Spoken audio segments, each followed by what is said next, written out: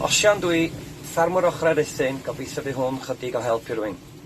Fi dros 2018 yn flwyddyn mwy ofnadwy ni, ac erbyn diwedd Tachwedd i cychwyn Rhagfyr, o'n i wedi cychwyn colli diddordeb mewn pob peth a wedi blino'n ofnadwy.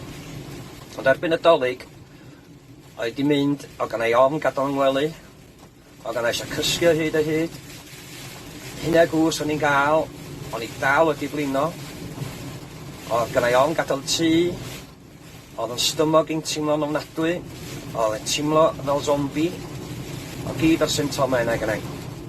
Ond eto, o gan ei ofn deuddneb, ac o'n bod o'n fwy o broblem i bawb arall. Nes i lwcus mewn un ffordd, ges i chat efo un o'r vets, oedd un o'i ffrindiau hi hyd yn oed wedi amau bod ni'n dioddau chydig. Oedd hyn tua ganol mis Ionawr.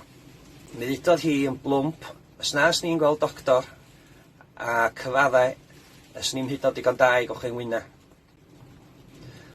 Nes i'n wneud na ddo. Y thefnos wedyn, yn y shed, methu'n lan o ffindio'n ffordd allan o shed, nghalon i mynd, chwys domen, dyna'r adeg ffonio sy'n chwaer a deud, ffonio doctor, dwi wedi cael boliad. Gweld y doctor, cychwyn ar meddyginiaeth, amser bach yn galed, ond erbyn y mis, o'n i'n ddim yr un person. O'n i'n dol yn yr ocsiwn lle oedd gas gyda'i fynd, o'n i'n meddwl bod pawb yn sôn amdanai. Doedd yn bwys gyda'i werthu gwartheg a pethau erbyn y mis. A hynna wedyn, erbyn mis Gorffennaf, o'n i'n yr Royal Welsh, yn ennill classes o siamwa, a dod adre corpannau. So mae bosib dod at eich hunain, jyst siaradwch, a gobeithio bod hyn wedi bod yn help. Diolch.